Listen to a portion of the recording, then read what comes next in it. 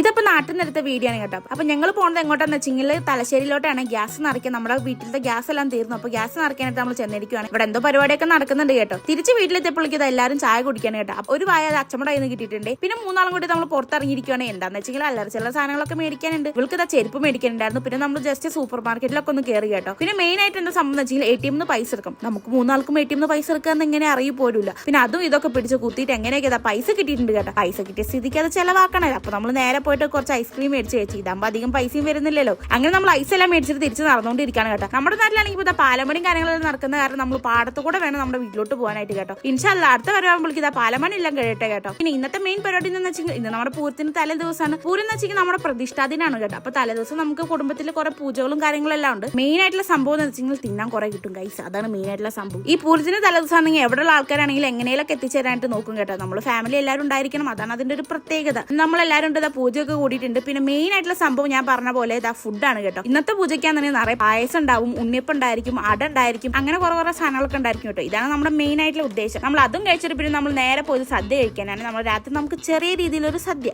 എന്ന് പറയാൻ പറ്റത്തില്ല, ഇലയിൽ ഫുഡ് ഇട്ട് കഴിക്കുന്നു, അതന്നെ പരിപാടി. അങ്ങനെ അതും കഴിച്ചിട്ട് പൂരത്തിന് തലേ ദിവസം കഴിഞ്ഞു. ഇനിയിപ്പോൾ നാളെ നമ്മുടെ പ്രതിഷ്ഠാദിനം പൂരങ്ങളും കാര്യങ്ങളൊക്കെ ആയിട്ട് കാണാവേ. അപ്പൊ ശരി എന്നാ, ബൈ.